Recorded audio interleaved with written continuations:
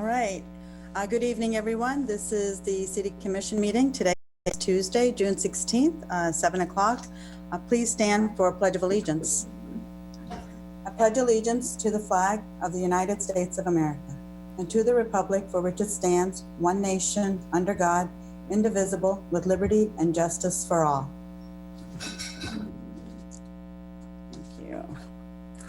Okay, we do have a couple of proclamations this evening. The first one is the Pollinator Week, June 22nd through June 28th. Brenda, would you please read the proclamation? Yes, Mayor. Whereas the week of June 22nd through 28th, 2020 is National Pollinator Week.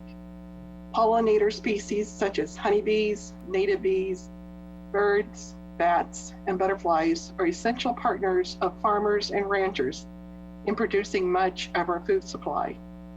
It is critically important to encourage the protection of pollinators, increase the quality and amount of pollinator habitat and forage, reverse pollinator losses. The City of Manhattan Parks and Recreation Department plans to start a pollinator initiative in our park system in an effort to support our local ecosystem. Now, therefore, I, Mayor Reddy, in recognition of the vital significance of protecting pollinator health, do hereby proclaim June 22nd through the 28th, 2020 as Pollinator Week in the City of Manhattan, and ask all citizens to join me in recognizing the importance of pollinator species, in protecting pollinators and maintaining their habitats to ensure healthy ecosystems and food security. I also have comments regarding the proclamation. Manhattan Parks and Recreation is excited to start the Manhattan Park Pollinator Initiative this month in conjunction with the National Pollinator Week 2020. Parks and Recreation looks forward to working with community members and organizations as we implement these measures to improve biodiversity in our local ecosystem. Thank you, Brenda. Were there any other comments on that one? No, that's it. Thank you, appreciate it. Our next proclamation is the LGBTQ plus Pride Month. June is Pride Month. Unfortunately, we were not able to have the Pride Parade this month, but certainly want to recognize it this evening. Please read the proclamation. Whereas on June 28, 1969, the New York City Police Department raided the Stonewall Inn, a bar that was frequented by members of the lesbian, gay, bisexual, and transgender community. The Stonewall riots marked the beginning of the liberation movement that transformed the oppression of the LGBTQ community into calls of pride and action. Queer and transgender people of color were at the forefront of the rebellion at Stonewall Inn. That residence led to the modern LGBTQ movement in America, and that the LGBTQ Pride celebration in Manhattan, where we commemorate the events of June 1969 and commit to achieving equal justice under the law for LGBTQ Americans. Manhattan has a diverse LGBTQ community, which includes individuals from all walks of life. In November 2016, Manhattan City Commission added sexual orientation and gender identity to the discrimination prohibition, and this amendment makes it unlawful to discriminate in employment, housing, or public accommodations. Manhattan's LGBTQ community has the right to live without fear of harassment and persecution and not be discriminated against. On this special occasion, we must bear in mind that while we have to overcome difficult obstacles, tolerance and acceptance is something we must practice and teach future generations. Now, therefore, I, Yusha Reddy, Mayor of the City of Manhattan, Kansas, do hereby proclaim June 2020 as LGBTQ Pride Month 2020 in the City of Manhattan, and encourage all citizens of Manhattan to celebrate the lives of our LGBTQ community by continuing to make this a safe, understanding, and welcoming community. And Mayor, I do have comments from the group to read for you. As Little Apple Pride, it's particularly meaningful for us that the city has declared June to be Pride Month this year. We have been unable to gather either at our usual festival in April or even for a simple picnic, which has been our practice in June. So it's good to know that we and our concerns are remembered in this time. Events of the day in the larger nation remind us the importance of continual work for social justice and a better world. First, yesterday the Supreme Court affirmed that job discrimination on the basis of sexual orientation or gender identity is indeed illegal. The nation is coming to know what Manhattan has recognized for a few years now, that LGBTQ people fill valuable work roles in many different industries, and they deserve protection in those roles. Second, as we see protests for justice break out across the country, we remember how Pride began as a series of such protests, a time when people had had enough of police persecution and societal oppression. Today, we are grateful for the progress we have made over these years and are recommitted to work for justice for all. Signed, the Little Apple Pride Committee.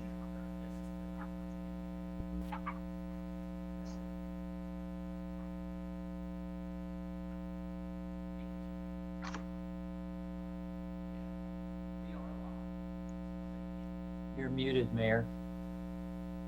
Thank you for letting me know that. I was going to say, I'm just very proud of our community and being on the forefront of this issue. And I'm glad that the Supreme Court also decided at least part of it for job fairness and discrimination in the workplace. Moving on with the rest of the agenda, it is time for commissioner comments. Are there any commissioner comments this evening? Do we want to do roll real quick? Oh, sure. Brenda, would you please call the roll?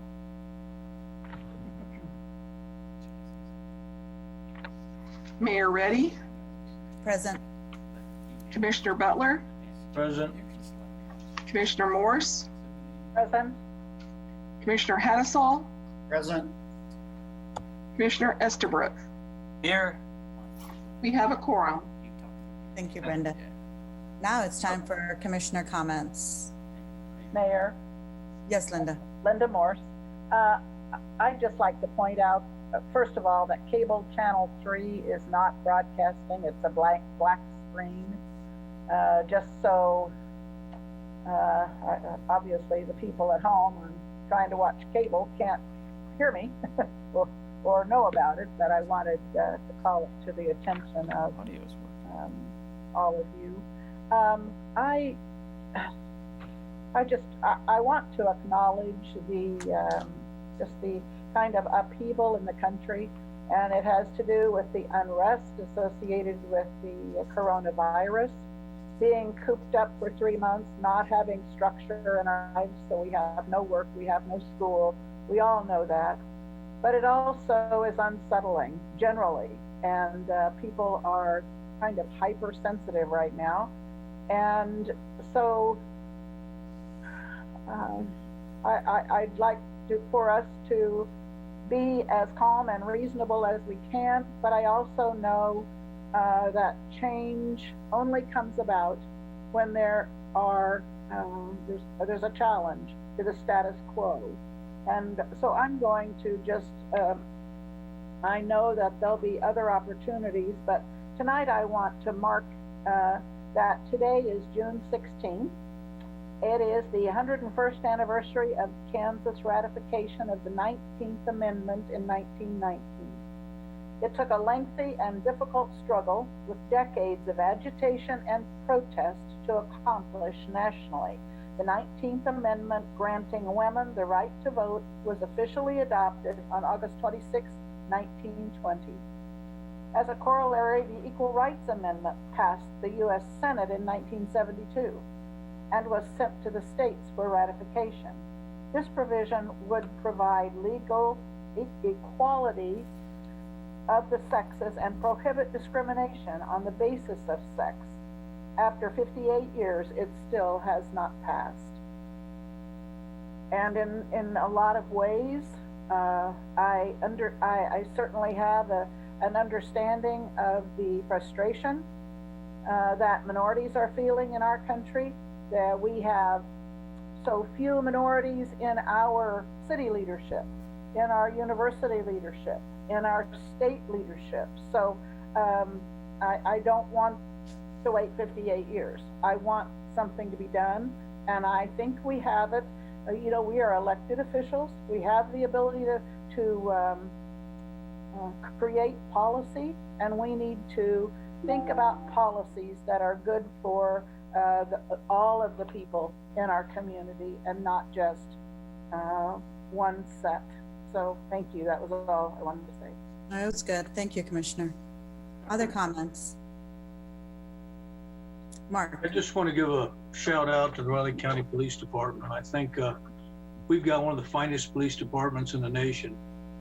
And I think the director and all of the patrolmen have done an outstanding job. We've had some protests here in Manhattan, but they were legitimately protests. There weren't any riots, and the police were there, and Director Butler gave a couple of very good speeches on the topic. And I think, you know, the Little Apple's sort of a model, and some of the people that want to change police organization, I think that, you know, our city and county have been on the cutting edge. You know, a lot of you were involved back in 2017, and when we put in the co-responders program, initially had to finance it through the special alcohol fund because budgeting is always a problem. And then along with that, we had to have some mental health facilities, which were put in place by Pawnee. We're one of the few police departments that's governed by a law board. And that board actually has 3 citizens, non-elected people on it, which is very important.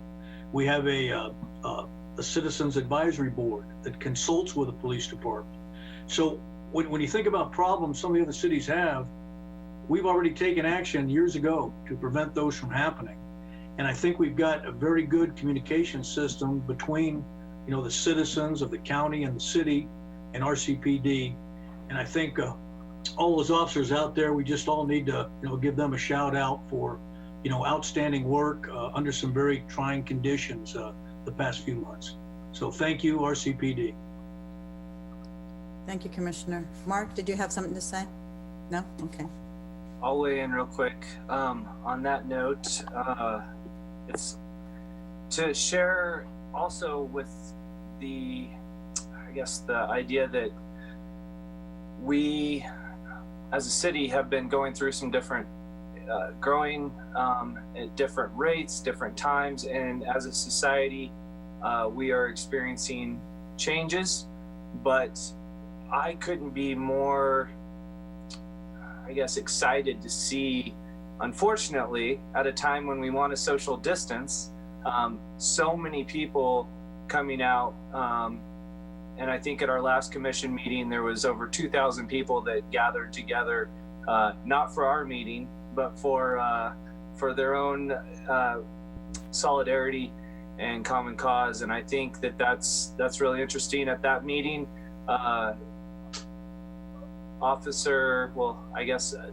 Assistant Director Muldrup had mentioned, you know, he hopes to see this become a movement. And I think that that's really important, that this is not something that's a flash, and it's something that is, as Commissioner Morris mentioned, throughout the long haul, that there is lasting change.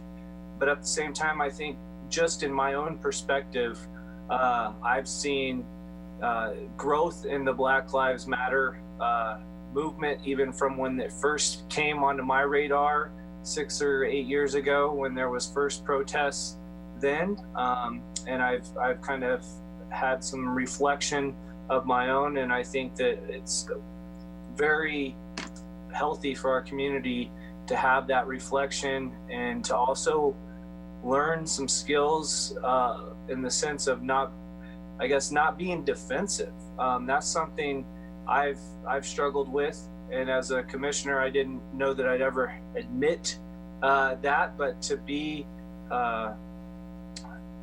defensive and say things like I'm well, I'm colorblind, and joke about it has been something that I have only come recently to understand is not really a healthy way to model and how we get farther along down the road. So just wanted to say I appreciate all the work that people are doing. We have such a talent in our community, from the university and from local different leaders, and even leaders that have passed on legacies like Mr. Pitts, Wonder Workshop, and we have so many strengths in this community. This is just another one that we'll get through.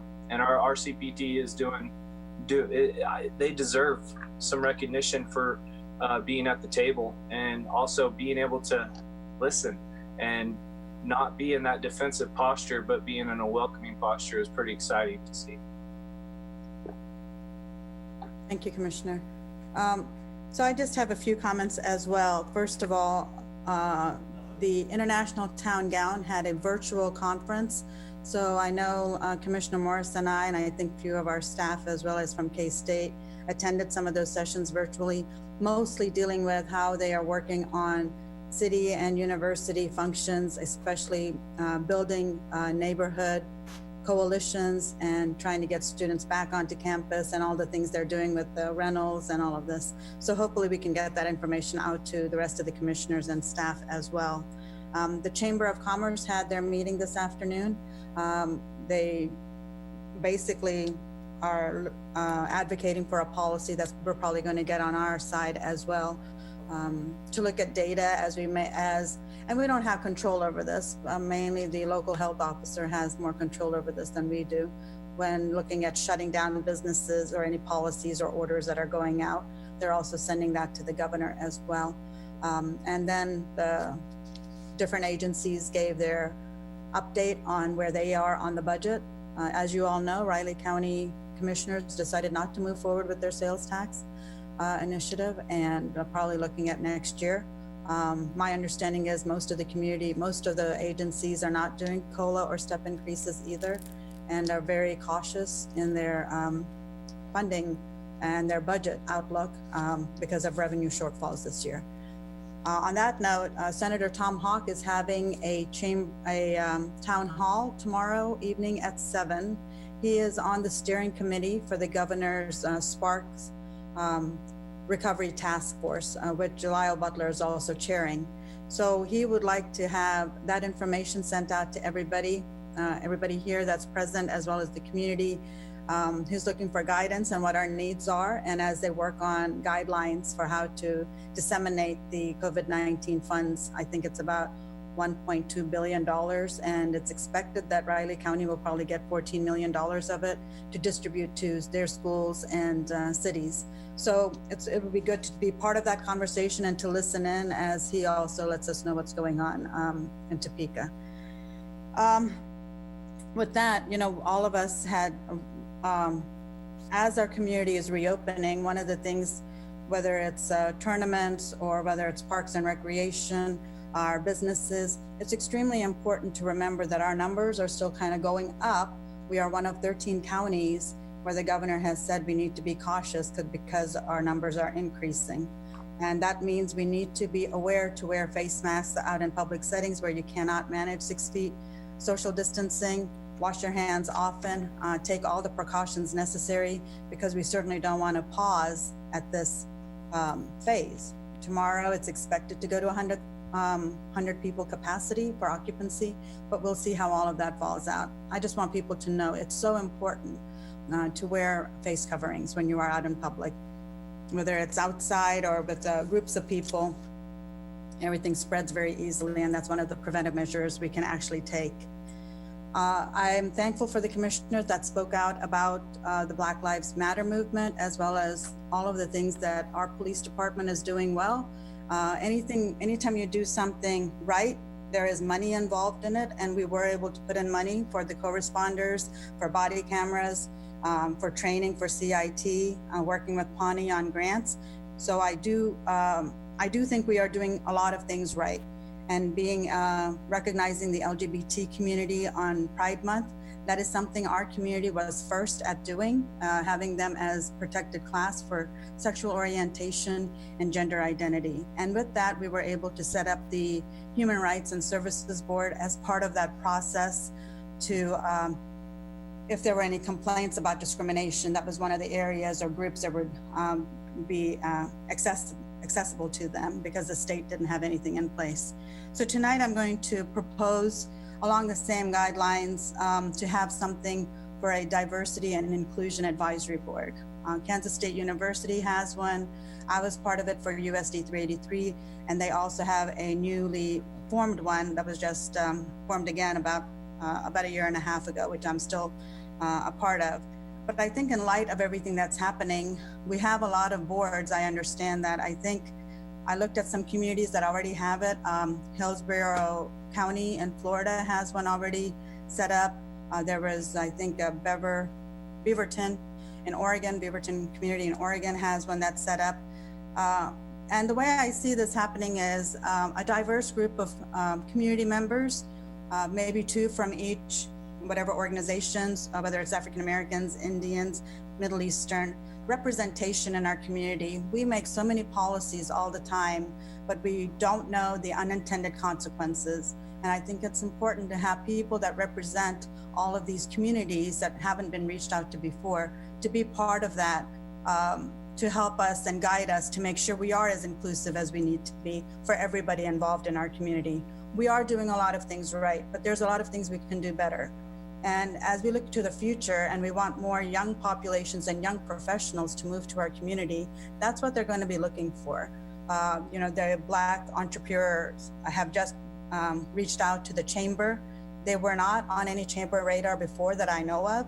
So there's a lot of missing parts that have a barrier to coming and reaching out to us. I think that's something we should have in place. And that's a discussion I want to have further and come forward with a proposal to how to organize it and set it up and move forward. I've had conversations with leadership at Kansas State University. Brian Samuel is their Chief Diversity and Inclusion Officer. I spoke with Georgine Coleman from the Board of Education. She's also on the Diversity Commission. And they're able to implement some good policies in place, as well as make people part of the process.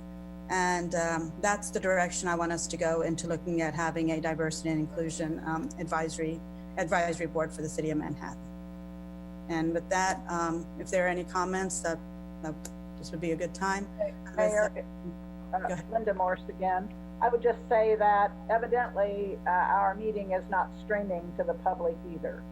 So they're not included at all. So just to say, something's failing. So we're functioning under a bushel basket tonight, I guess.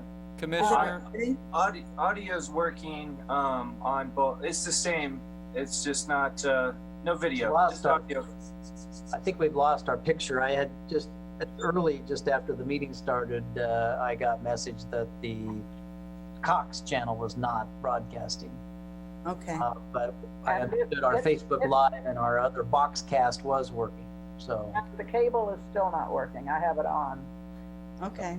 I want to mention too, just because I should have mentioned it earlier, Wynn and I serve on the Riley County Law Board, and we passed the budget at Monday's meeting. That represents, unfortunately, what a lot of governing bodies measures that governing bodies are having to take. We were not able to pass raises or a COLA this year.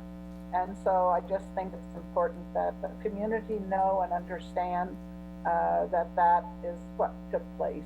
And we're very supportive still of RCPD and the work that the director, I think we all appreciate the work of the director that he's done here. And so I just want you to know that, you know, when I look at K-State, many of them haven't had a raise in 10 years or 8 years. And so the community is so uneven with regard to compensation.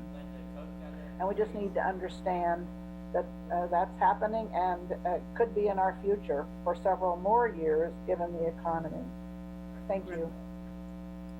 Mayor, If I may interject, since we don't have video, the AG states that if there's only audio, that every time before you speak, you have to say your name.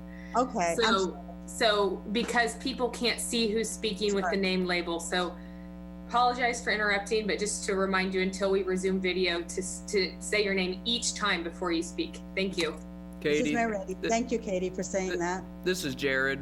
I will just add too that the audio is streaming on all three mediums, Channel 3, the city's website, and Facebook.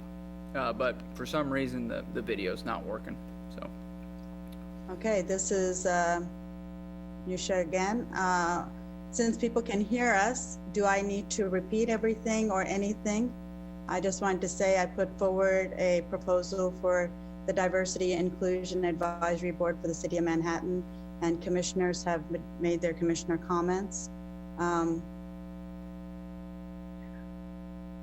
Mayor, this is Linda Morse. I would just say that I would support your initiative to, I think there is so much unrest in our country, and I don't want us to be one of those communities that kind of explodes. I want us to hear our public, and so I would support your initiative. Thank you. Thank you. Yeah, I too will. State your name. Oh, this is Aaron Estabrook. I will support this initiative. I do have a caution here, though, in that I know there's a lot of energy and there's a lot of people trying to organize in different ways around the university, around Fort Riley, around the community itself. And there's organizations like the Manhattan Area Peace and Justice.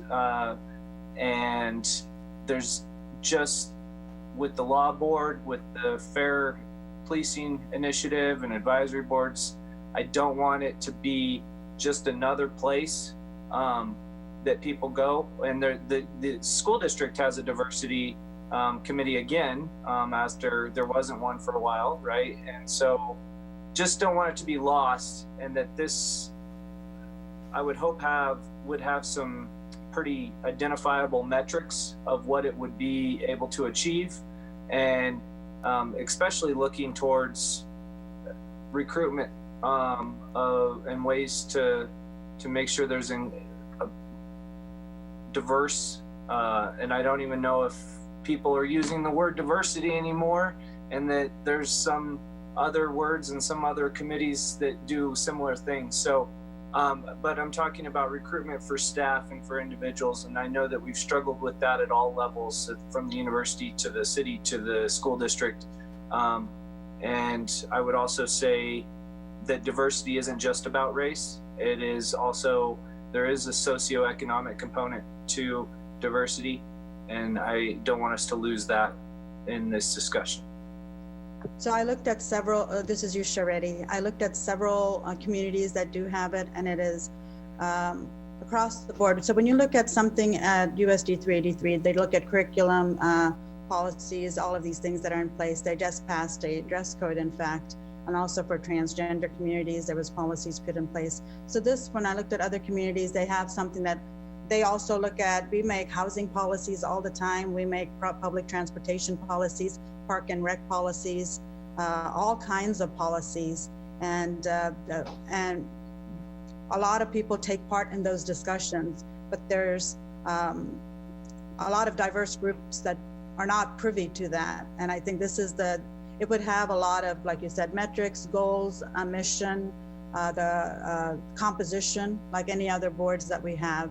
And certainly we have a lot of people that want to work on these things that have never been invited to be on something like this specific to it. We have a variety of boards that may have one or two people that from a diverse background. And I'm talking about either people of color that, you know, when you walk in, they're different. I am one of those examples. I am often the only person in most rooms when I walk in that is not white. But that doesn't mean that has to, it doesn't stop me from participating in everything at the highest level possible. But there are a lot of groups right now that where we make policies that it impacts them. And I think they need to be at the table. I've been a part of a variety of diversity councils and advisory boards at a variety of levels in my life, and they've always been very productive. So I would like to see that for the city of Manhattan as we move forward. Ms. Winbutler, I'd like to suggest we move on to the consent agenda because commissioner comments not supposed to be a work session. And what we should do is have a work session on this topic because I think we've misused commissioner comments at this point. Well, I would actually in-length discussion. I'm sorry about that. I was thinking because we didn't have briefing session. Typically it would come up at briefing.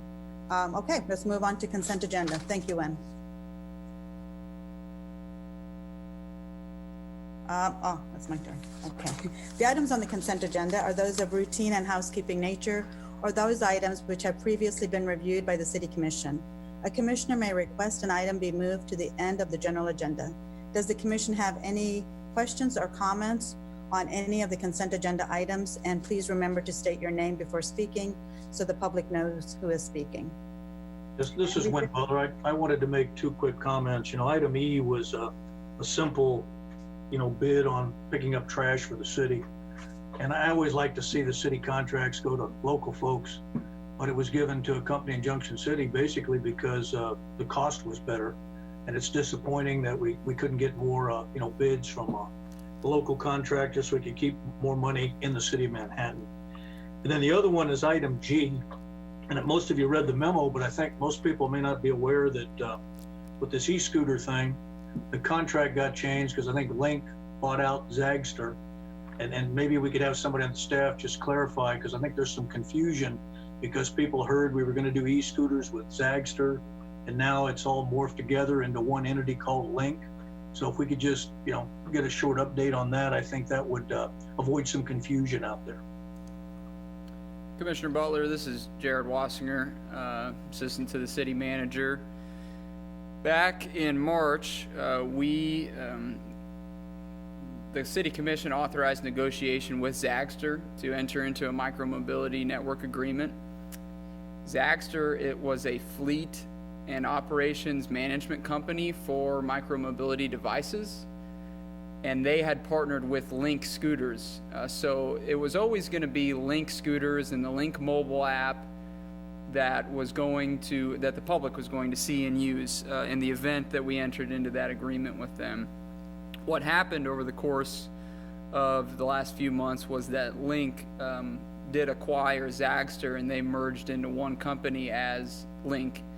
So it's still going to be Link Scooters. It's still going to be the Link mobile app. It is going to still include Zagster's model of hiring W-2 employees locally to manage the fleet and operations. I've actually, if you remember, Adam Greenstein was who came to speak with us with Zagster during that item.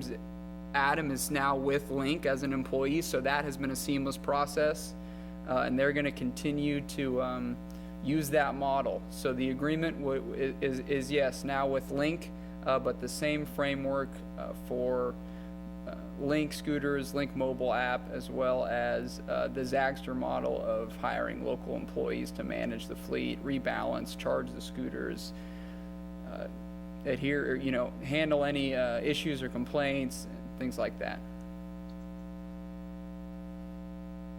You're muted, Commissioner Butler. When you're muted. That's bad. Thanks for the summation, Win Butler. I think that does a good job of summarizing the memorandum that we received. And I think anybody listening, if you had concerns that something has changed on that e-scooter model, it's still, I think, between KSU and the city staff, the negotiations on that, it's an excellent program, about as good as we're going to get. And the management of it, the maintenance of it, the geofencing, the control of it is all still as we talked about originally. It's just a name change. So I'm fully in support of it. Yep, and another thing to add is just to reiterate that Kansas State is working pretty much in lockstep with us to finalize the agreement at the same time, and we're looking for a simultaneous launch sometime at the beginning of August that we'll notice to the public when that date's finalized and what's going to occur. Thank you, Jared. Other questions? Yes. I have, Commissioner- Linda Morse, I have asked Jared to brief us before the contract is signed or the thing is implemented to, on the geofencing part. I think we were particularly interested in that. We'll be some of the first to hear about it if there are issues, and I just want to know as much as I can about it. So I've asked him for that. With regard to item D, which is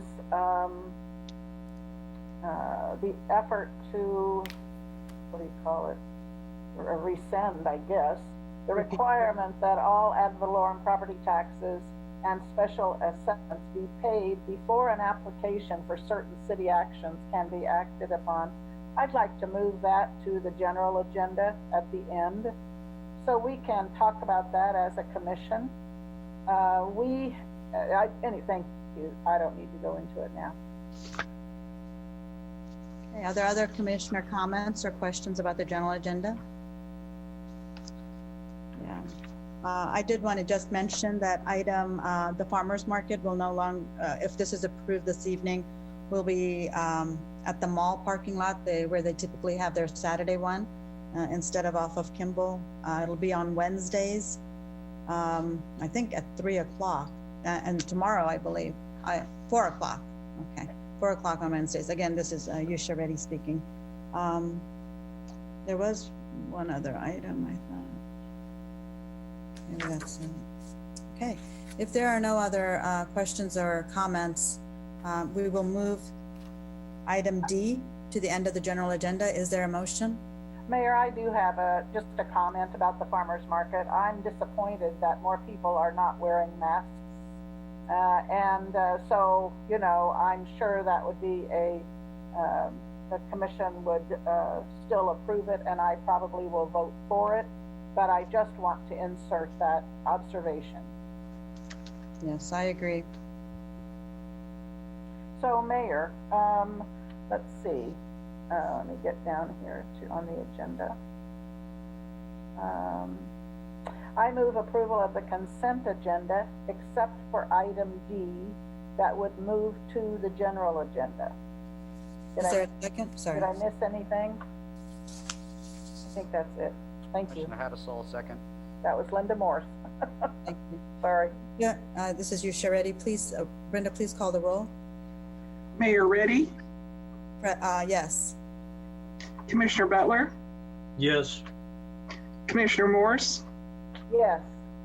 Commissioner Hattasol, Yes. Commissioner Estabrook. Yes. Motion carries 5-0. Thank you. This is Yusha again.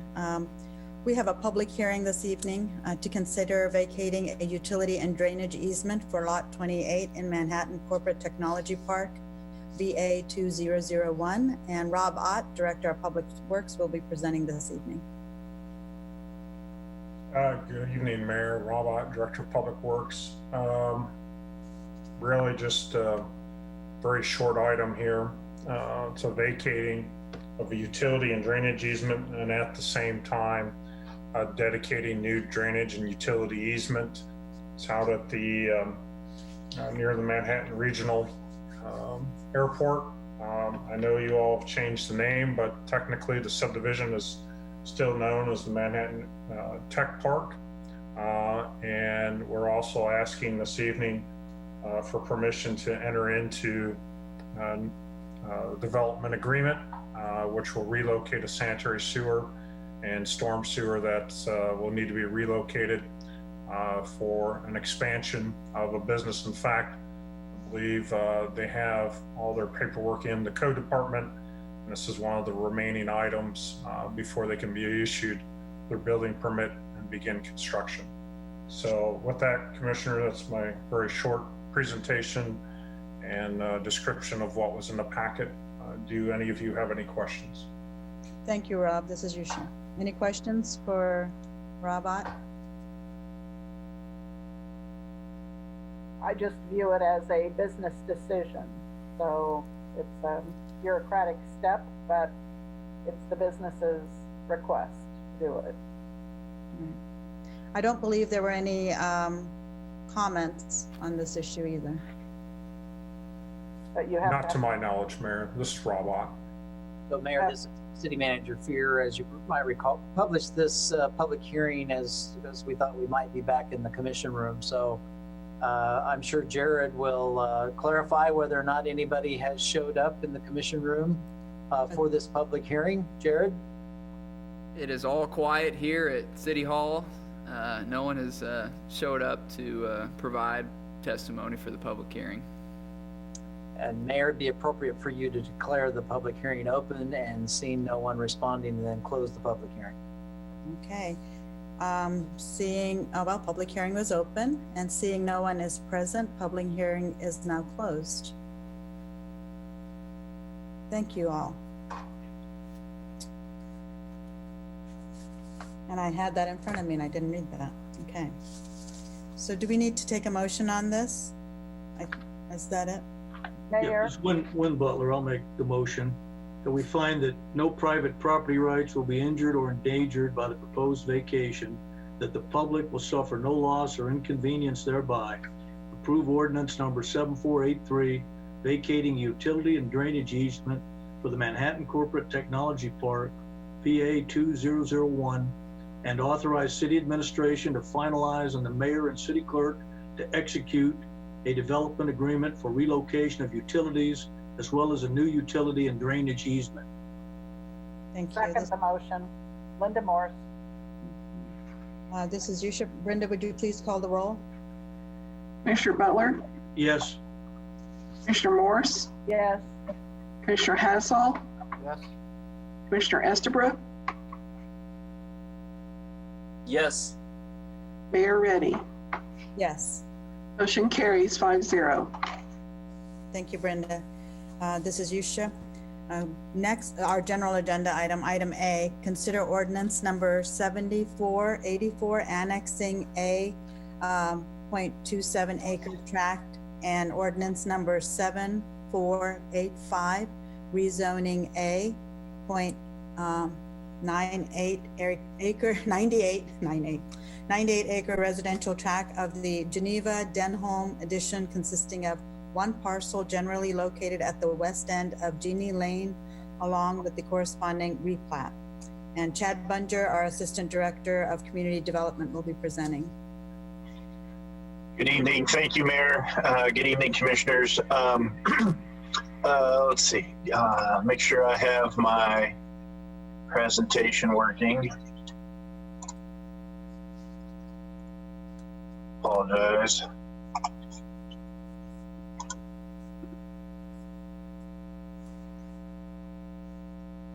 Is that working for everybody?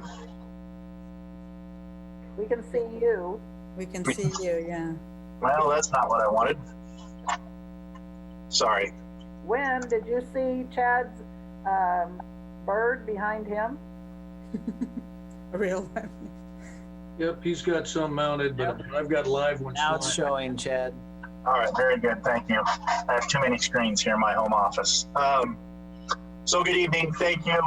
This is a presentation for the annexation and rezoning of two small areas associated with this existing residential home in preparation for a residential development at some time in the future.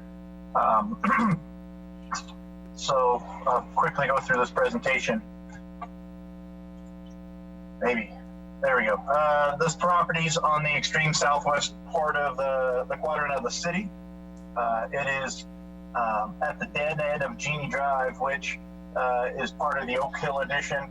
As you can see, at one point this was to be a large subdivision, and it is not quite fully developed. This existing lot shown here in the thick black area is somewhat at an awkward angle. It's not square with the neighboring properties, and it has this angled portion here.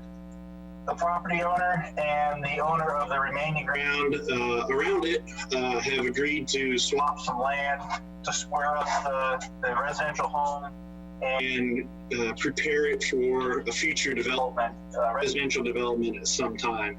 We have not received any word on what that would be, nor any applications. So this is all just speculation at this point, or preparation at this point. As you can see here, these speckled areas are the land to be annexed and rezoned.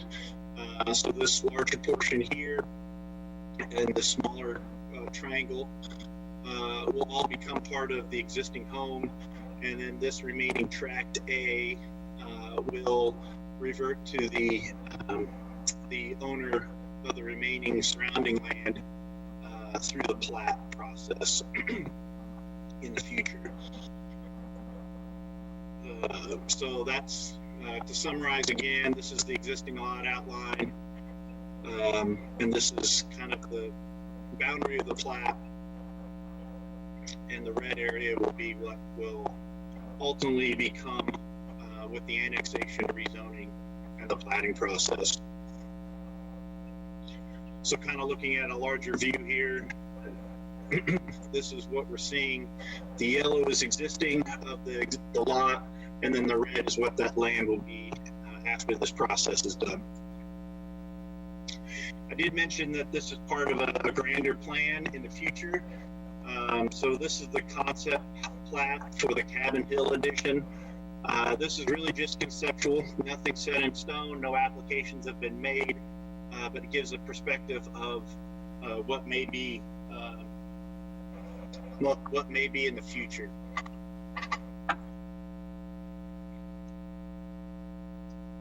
And lastly, the proposed replat here. The image on the left shows what was platted, and what is shown on the right is what the replat will be. I'm getting a message from Rob that says my mic has been crackling and maybe not real clear, so I hope you can understand me and get what we're getting at. That's really all I have, a fairly straightforward, small annexation, rezoning, and replat, so I'd be happy to answer any questions you may have. Thank you, Chad. Any questions for Chad? Commissioner Hattasol here. That new dotted red line looks like it goes partially under the building. Is that meant to be that way? Yeah, that is meant to be that way. The building, the land, the BCC development owns that building, is my understanding. And that building will be removed at some point in the future. The concept plat, as you can see, the extension of Tonga Street will go right through that building. So that building will be removed at a later date.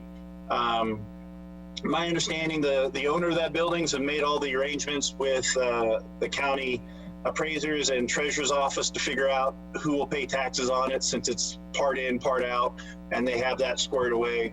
But yeah, that's the plan. That was somewhat intentional. All right, that's fine. Other questions or comments for Chad? Thanks, Mark.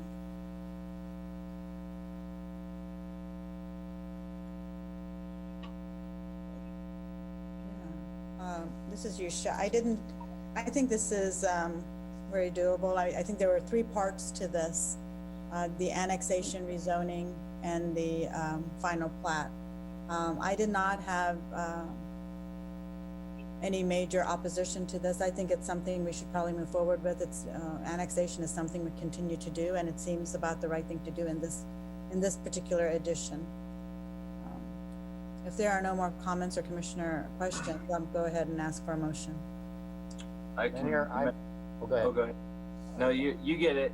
Okay, Mayor, I move we approve ordinance number 7484, annexing a portion of the Geneva Denholm edition, which is not yet annexed, a 0.027 acre area of the subdivision, generally located in the northwest and south of 3025 Genie Lane, based on conformance with the Manhattan Urban Area Comprehensive Plan, the Growth Vision, and the Capital Improvements Program, and based on the recommendation of the Manhattan Urban Area Planning Board. and also approve ordinance number 7485, rezoning portions of the Geneva Denholm Edition, a 0.27 acre of the subdivision generally located to the south and west of 3025 Genie Lane from Riley County AG Ag District to R Single Family Residential District based on the findings in the staff report and the recommendation of the Manhattan Urban Area Planning Board, and accept the easements and rights of way as shown on the final plat of the Geneva Denholm Edition, generally located on the west end of Genie Drive based on conformance with the Manhattan Urban Area Subdivision Regulations. Is there a second? Second, this is Aaron. Thank you. This is Yusha. Brenda, would you please call the roll? Mayor, let me just say in discussion that I support this. I think it's an excellent example of infill development. All of the utilities are in place and just need to be connected, and it's a natural extension of some land that isn't that productive otherwise. So it seems to me it's a good move on the whole to annex, rezone, and accept the easement. Thank you. Linda Moore. Brenda, please call the roll. Commissioner Morse, Yes. Commissioner Hattasol, Yes. Commissioner Estabrook, Yes. Mayor Reddy, Yes. Commissioner Butler. Yes. Motion carries 5-0. Thank you. This is Yusha. Our next general agenda item B, consider ordinance number 7486, rezoning 2600 Eureka Terrace from C6 Heavy Commercial District to I3 Light Industrial District. Once again, Chad Bunger, our Assistant Director for Community Development, will be presenting this evening. Thank you once again. Let's see if I can be smoother at this. My presentation come up better this time? Yes. Just a little gruff, but it's good. All right. Again, a fairly straightforward application in terms of staff size. A request to rezone a parcel out at the Eureka Industrial Park from C6 heavy commercial to I3, an industrial district. It is also in the extreme southwest quadrant of the city, near the airport. More specific. Chad Yes. Bunger, sorry to interrupt you. Can you please, before you continue, let the public who are listening know where they can see what you're referring to? That those items Sure. are posted on the city's website. I apologize, and where they are posted for the last item as well, so that Sure. they can. Thank you. Yes, since I guess Katie, correct me if I'm wrong, since we're having visual issues, the staff report and all the attachments, application materials, etc., can be found on the city's website. That'll be under the city's meeting agendas for the city commission, where you would pull up the agenda item or the agenda for tonight's meeting, and then there would be a link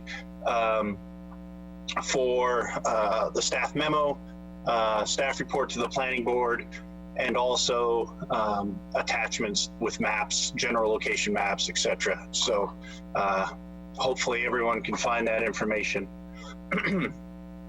So I'll try to be a little bit more descriptive rather than visual with my presentation. This site is a corner lot at the corner of Eureka Drive and Eureka Terrace, which is an industrial park out in the Eureka Valley near the airport. There's an existing business, an existing building and business on the site.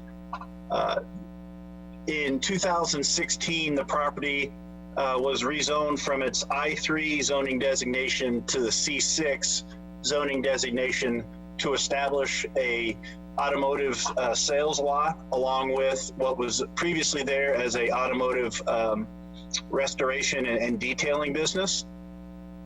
And so those two businesses operated on the site for the last several years. That automotive sales lot has since moved locations outside of the city limits, and The property owner has requested to rezone the site back to the industrial designation of I3 so that their automotive repair and detailing shop would be fully compliant and be more similar or identical to the rest of the industrial district that's surrounded it. If you know the area, there is a lumber yard, a concrete batch plant, a contractor's office, and then self-storage warehouse space. So it's very industrial there, and it fully conforms with the general area.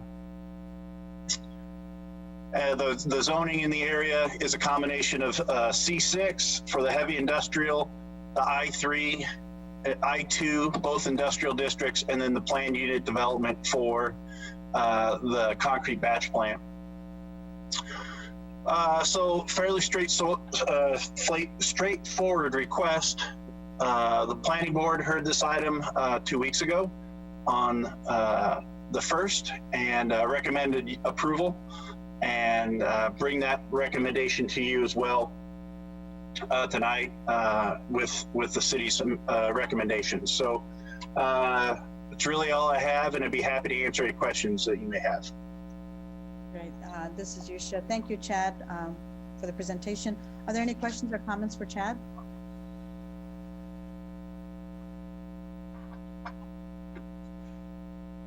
Okay, no questions or comments. Yeah, I think this is a good deal for having them repurpose it, and it seems the right thing to do in this instance. And we want to wish them good luck as they try to get that business going up and going over there.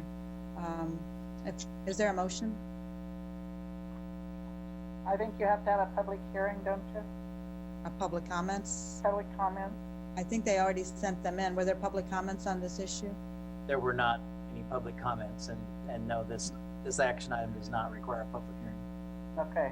Mayor, I'll move that we approve ordinance number 7486, rezoning 2600 Eureka Terrace from C6 heavy commercial district to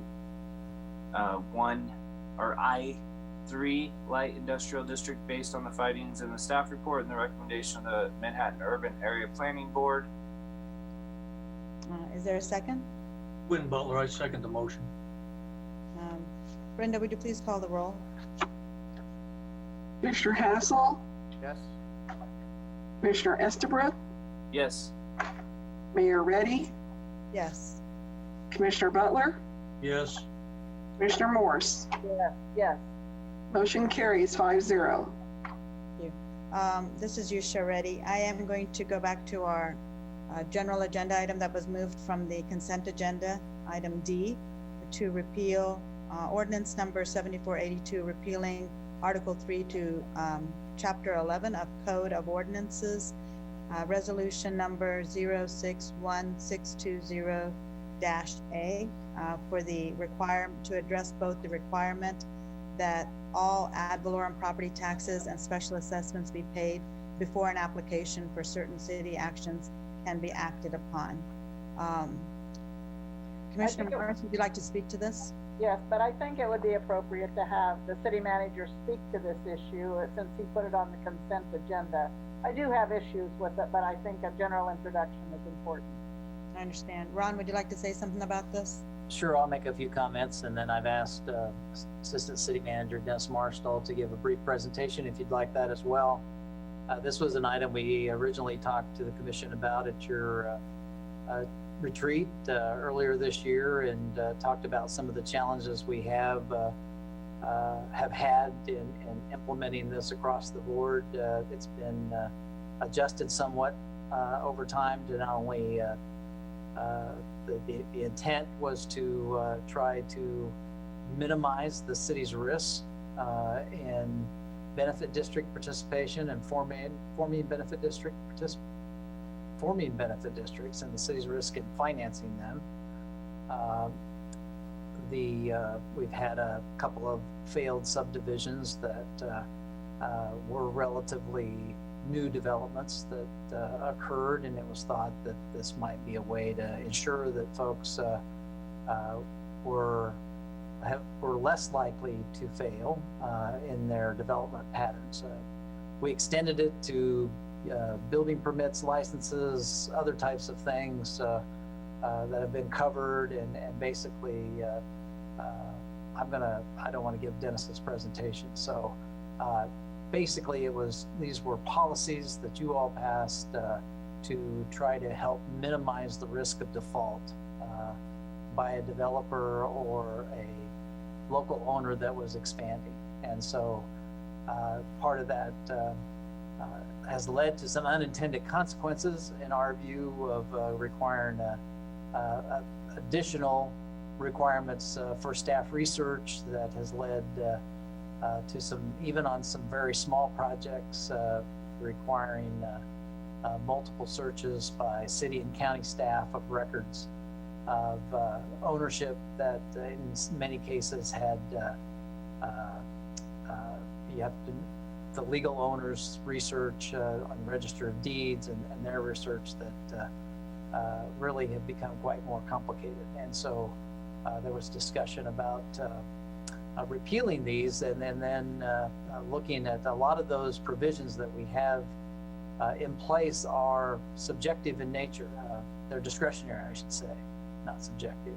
So it's up to the commission as to whether or not you want to grant somebody's ability to do a benefit district or to participate in that benefit district. So those are some things that we think could be asked up front relative to someone's application for the benefit district. And that's really where most of it is concerned, that somebody's current on their taxes, and that was the principal reasoning for the genesis of the policies. Thank you. This is Yusha. Is Dennis going to be presenting this evening then? Yes, this is Dennis Marstall. Do you see a presentation on your screen? We do. Okay.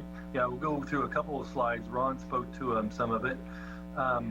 This, as we said, we had a conversation with the City Commission back in January at the retreat, but the two pieces that you're looking at tonight for your consideration is repealing to an ordinance and a resolution. So in June 2017, wow, just 6 years ago, almost to the day, the Commission first adopted the resolution to create an affidavit process, and primarily for developers who are looking to do annexation or create a benefit district.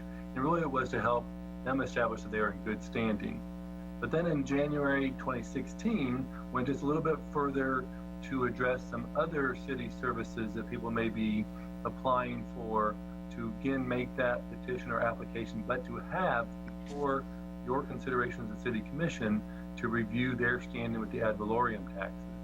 And so as Ron said, really part of the rationale back then from the commissioners was a concern about managing risk and exposure to the city as we went forward to create these development districts. And also, the affidavit had to be submitted with the request, so that way there wasn't staff and commissioner time spent without knowing this information. Key to all this is what is the requirement of the affidavit, and this is exact language from the affidavit, where each individual, or in the case of an organization or corporation, company or entity, the principal shareholder, partner, member, however they define that entity, if they have more than a 20% interest in the ownership or profits they received, they have to certify that they have paid their ad valorem taxes. Then in addition, the second step to that is that then the statement has to be certified by the Riley County Treasurer's Office about the unpaid taxes. So when you think about if you are a part owner in a liability company or in a partnership, or you're a shareholder, there are a lot of other people who are not involved in the actual request for city services. And to give you a little bit more definition on that, what was kind of unintended and why we're bringing this to you is that when you do the affidavit, if you're a person with a property, whether you're associated with the application or not, you may be involved in having to sign out the affidavit. Also, if you are part of the property and your spouse is a part of that as well, they have to be brought into this process. And then third, if you think about if there are one owner who owns 20%, then their spouse, and just keep on going down. And so we are involving more people, I think, than was intended to be a part of this process. And then the key point that we've found lately, and you'll hear from public works staff, is that this also applies to developed neighborhoods and existing commercial areas, that if they want the public infrastructure improvement, such as the stormwater sewer drainage projects, they too have to meet this affidavit process. And so then again, while we're struggling in some of these projects just to get the 50% participation in the project, then when you go back to the landowners, homeowners, whatever it may be for these special infrastructure projects, then you're getting back into their ownership, whether it's their spouse or if there's a divorce situation. It has just brought us more complications as we've gone through who are the actual property owners of these different projects. And so the perceived concern, as I went back through the actions in 2014 and 2016, was that this was seen as a way to ensure developers were current on their property taxes. But in fact, this is a situation that rarely actually exists. And then when you think about it, as it's been made some arguments, is that if you actually grant the benefit, if you would accept some of these petitions or applications, actually you may have a greater precipitation of payment than if you denied them by engaging these property owners. But also keep in mind that if a property does go to sale, the taxes can be leaned on these properties. And so it's more what we found as a staff process is more of a burdensome process than the benefit I think that people were intending when we first entered into this back in 2014. And so then this discussion tonight for you all is that if you do have a concern about a failed development or there's a risk to proceed with the benefit, do know that this current process will not prevent or does not prevent some failed developments or people going into bankruptcy. Those usually happen after the process once they get into it, marketing conditions change or whatever it may be. Then also know that the county does have a delinquent taxes process where they can file foreclosure actions. And so those were just the things that we wanted to highlight tonight for your consideration. And then from our discussion at the January City Commission retreat, we outlined some of the steps, one that not just our staff has to take in collecting the affidavits, but then what the county staff has to go through with even more questions and going back to the property owners before we do the benefit district or improvement. So just want to let you have that information as you deliberate. Thank you, Dennis. Appreciate it. Mayor, I have a question for Yes, Mark. either Dennis or Ron. So when the failed development up at Miller Ranch that led the city to taking back a bunch of those lots that the Manhattan Housing Partnership, whatever, took back to develop, how come the city ended up with those instead of getting paid? Was there no buyer at the tax sale who wanted them, and so we got stuck with it? Is that why that's different and we didn't get our money sooner? So that was one of the strategies, and I'll let Jason talk about it a little bit. But when we evaluated, we felt like we would probably lose less if we purchased the lots ourselves, plus because we were paying the specials already because they were in default. So we wanted to be in control of that versus some other buyer that might have to go through a longer process. So Jason, is that anything to add there? Yeah, a big part of the rationale was we had paid $600,000 in specials. So we had invested greatly in that subdivision. And we also knew with the HOA and the zoning, the PUD that was approved, it was going to be highly unlikely that that land would have been able to be marketed, sold, and redeveloped without the city participation. The HOA is one of the bigger stumbling blocks with that piece of property that we were able to get over, along with allowing duplexes to go in there versus the townhomes.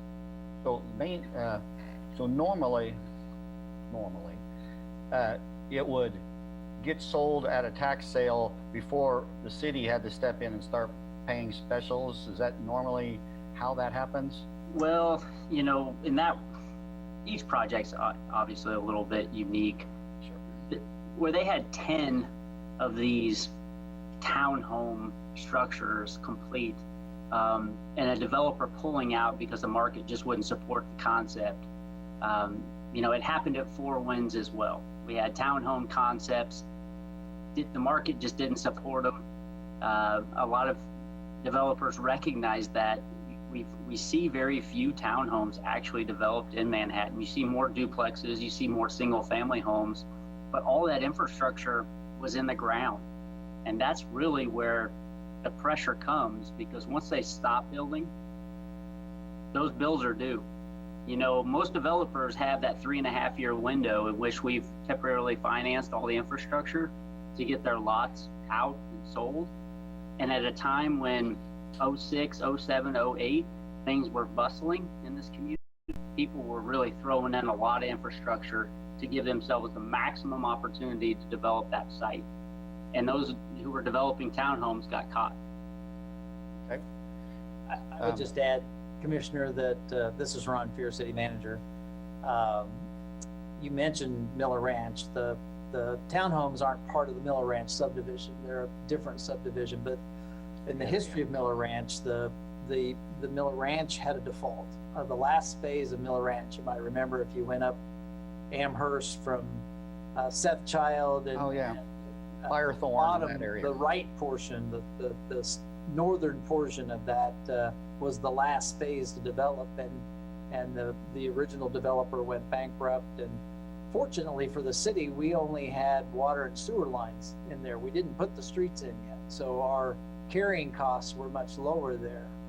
And we felt pretty confident that eventually, because the area was surrounded by residential, that would develop in good time. And ultimately, that is what happened. Another group of buyers purchased that, and they went out, and that's a very successful development now. So, you know, most of the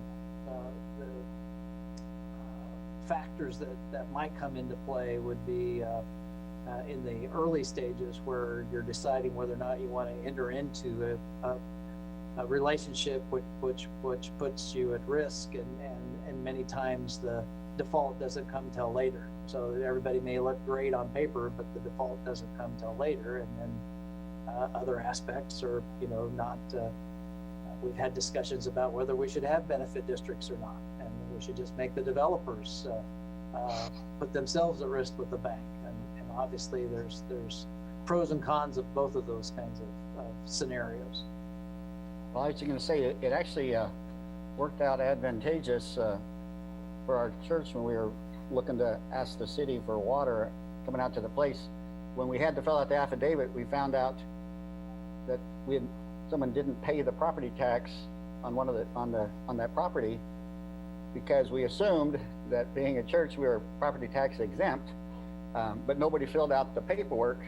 And so by making us fill out that affidavit, we realized, oh crap, we've been paying property taxes when we shouldn't have, because no one actually, even though we're tax exempt for that property tax exempt, no one had actually filled out the paperwork to make it official. And so in that one scenario, it was, and that's one out of 1,000 situations where it actually worked out beneficial to the applicant, probably. But yeah, I think the whole thing is just too labor intensive. And like you say, if the problems you aren't even able to tell if it's a problem until a couple years down the road, there's no amount of psychic ability and paperwork filling out in advance is going to save the day. So I think we just make it a little easier on the staff instead of overworking them to death trying to make this happen. It makes a lot of sense to just do our due diligence on any out of town or whoever might developer or situation where someone's wanting us to help bankroll their infrastructure, that we just have a little better idea of who we're dealing with up front, and then after that it's a crapshoot like so much of life. Ron or Jason, Linda Morse, I have a question. So this development did not pay property taxes for 7-8 years, let's say. This is an example. and then the property sells and a developer picks it up. Do just the 20 payout on the specials start at year 1, or does it start at year 7 or 8 of the 20-year? The city already paid 6-7 years of it, so at what point is it picked up then? So you've asked a lot of different questions, okay. Because, and are we going through a tax sale with the county, or is this a transaction between two private entities? I'm looking at some of those developments we had out there on the west side, whether those specials start with year 1 and the people have to pay it for 20 years, or do they start with year 7 when they, as an example, I don't care what the detail is.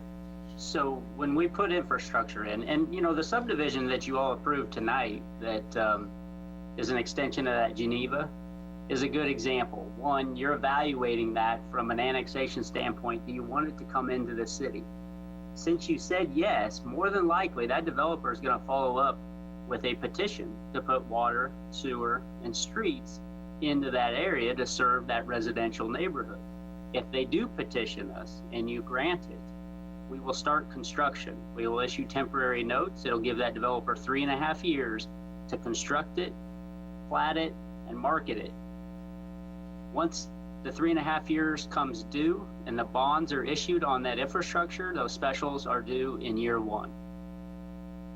Mr. Crabtree in Lee Mill Village paid the specials for the first 3 or 4 years.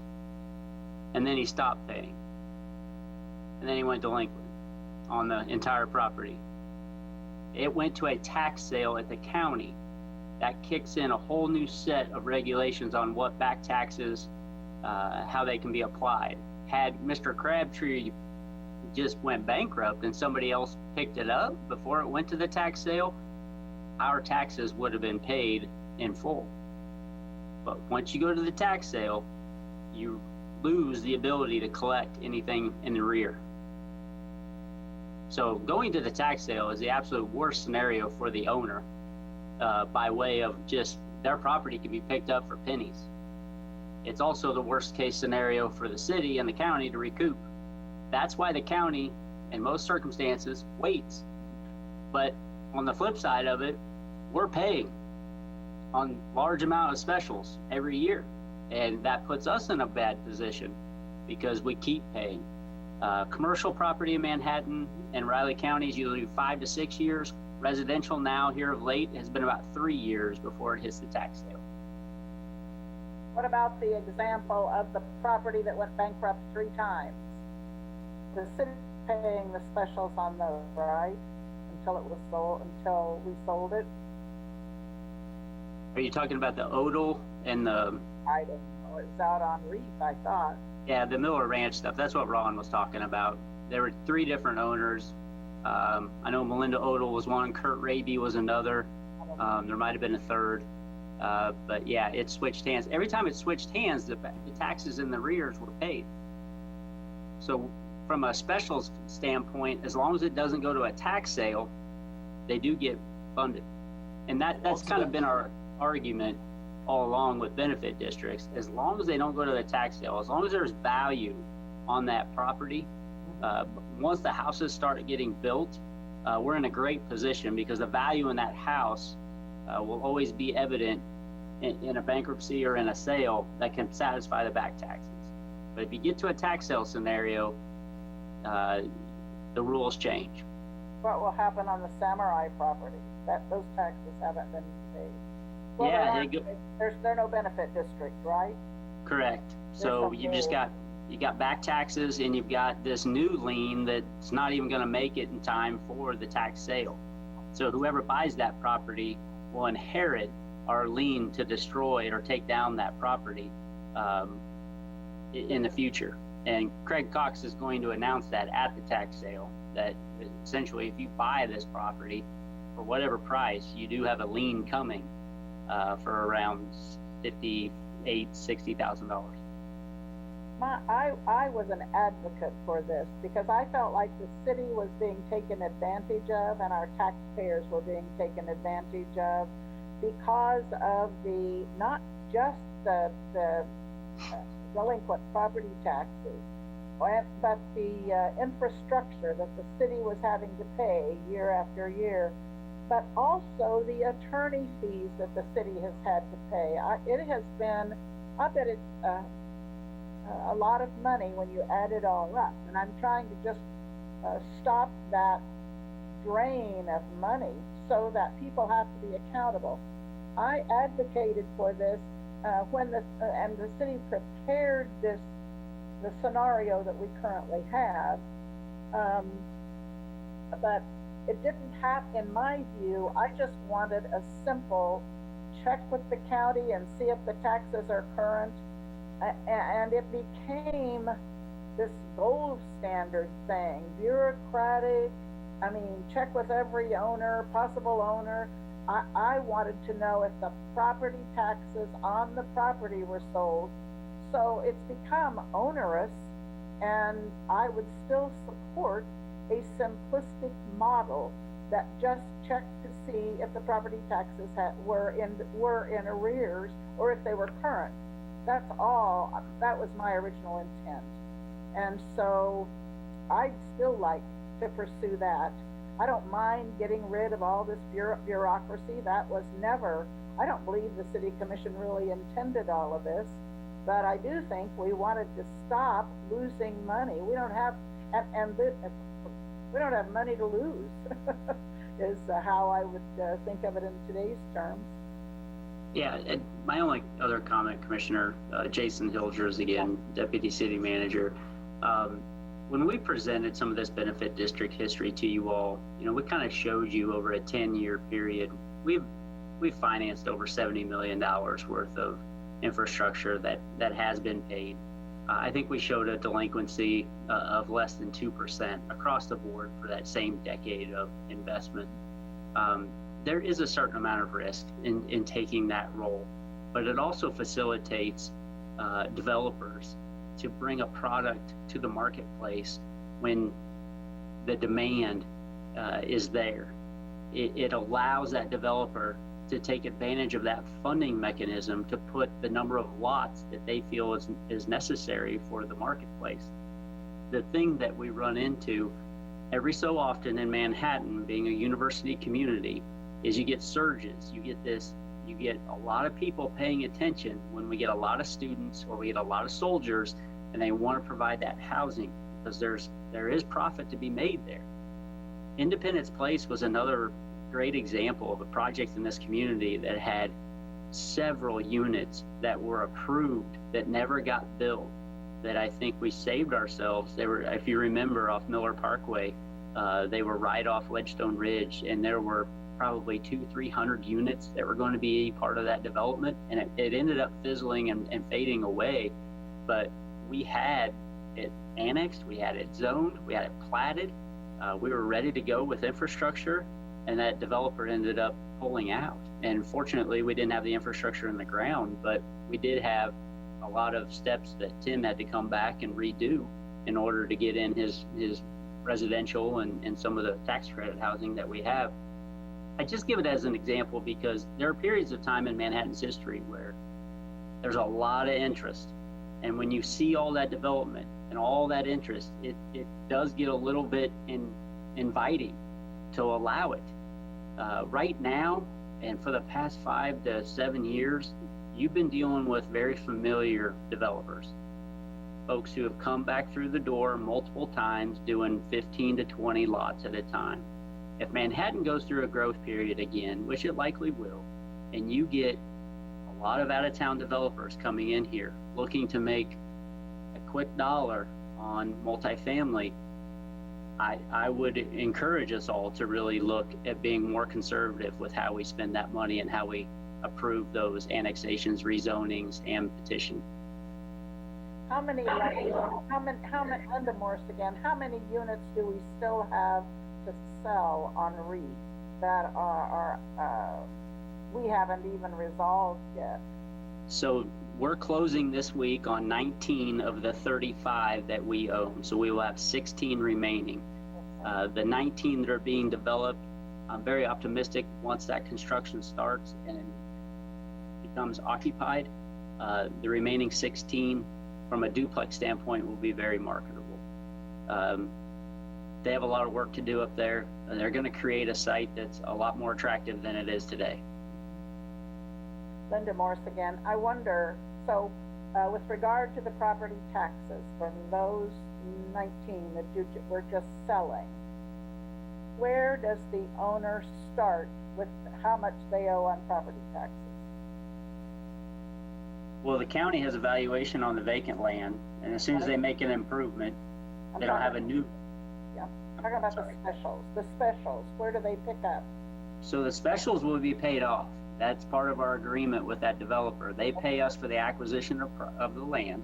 And as I mentioned, it's going to cover about half of the outstanding specials. We'll cover the other half with the water, and then their specials will be done. They will only pay property tax moving forward on those 19 lots.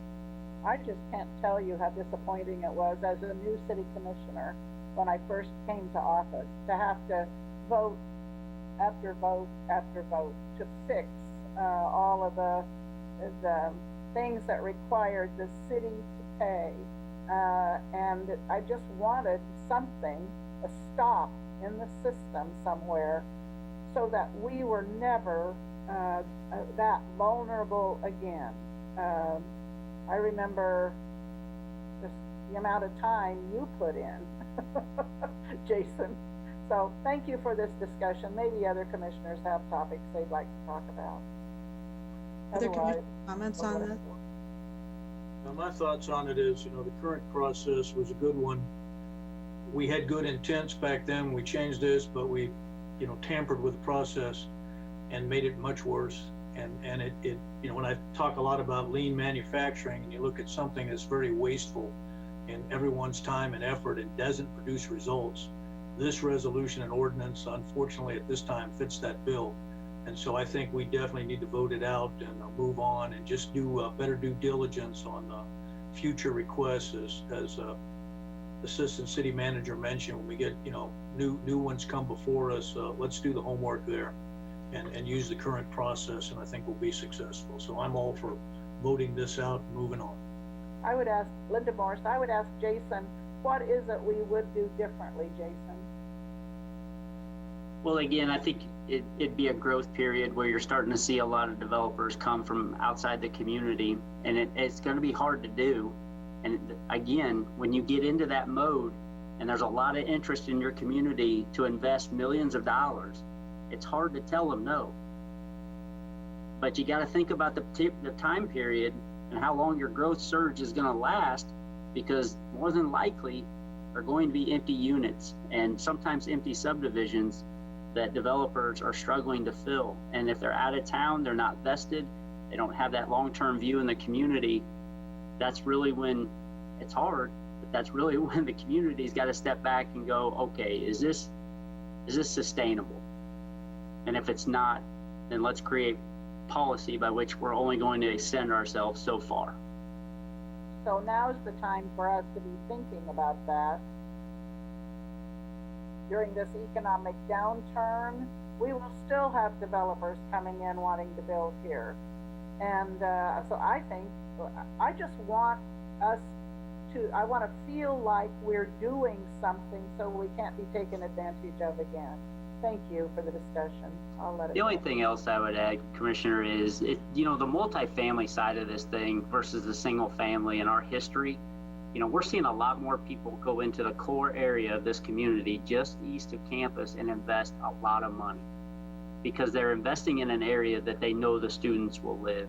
The further you get away from the core of this community and you put in rental market property, the harder it is to lease.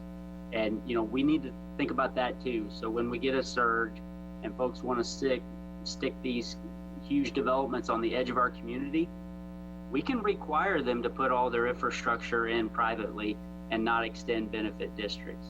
And when you think about the links, that's essentially what they did. That infrastructure is on them. So if they don't fill them, at least that exposure isn't there. But again, once they build those buildings, that exposure really is gone. That value is there to cover those specials, those taxes, once that building goes up. Commissioner Hassel here once.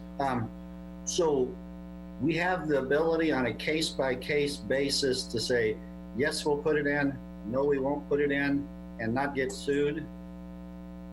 So if it's a benefit district and they're coming to you to help finance the benefit district, that is totally discretionary to you, as well as annexation is totally discretionary. But once you annex it and zone it, you're obligated to see that you allow for development. That doesn't mean you have to do the infrastructure or the benefit district. So the terms, you're not obligated to accept the petition. The other thing I would point out relative to Commissioner, this is City Manager Fear, Commissioner Morris's comment, is that one of the things that we've talked about doing is, what is the number of available lots in the community that are not built on, that have infrastructure there, that are in special benefit districts? And what should that number be relative to the community? And any applications that come in that exceed that number is something that we should think about whether or not we're not going to do. And certainly, I think there is some policy development that will help provide some guidance and that sort of thing. So, but those exist, and it would be appropriate to have some of those discussions. Commissioner Hassel again. Yeah, as long as we have the ability on a case-by-case basis to always make that call, I think the commission can use their best judgment. Because sometimes you see them looking to develop a terrible piece of land. It's like, that's a bad idea. And as long as we can always say, yeah, you do it if you want, but don't ask us for any help. I like that idea. Or if it's some out-of-town concern that we never dealt with, I'm glad to know that the links is set up where the city's not on the hook, even though that seems to be going great guns out there at the expense of a lot of the housing around campus. But yeah, as long as they contain that ability to say, no, we're not going to gamble with you. I'm comfortable that we've got enough safeguards in place, but not knowing exactly how everything's going to go in the future, we can only do so much to prevent that. Yeah, this is Mayor Reddy. I think when we put this in place, I agree with Commissioner Butler as well as Commissioner Morris. The intent was not to lose the money. There was lots of discussion about benefit districts, and I think that's going to be a continuous conversation. I am concerned about more out-of-town developers coming in. I think the in-town ones, we kind of know and have a good feel because we've built relationships with them. But the out-of-towner ones do concern me, and we don't have a mechanism for that piece. So that risk factor bothers me quite a bit.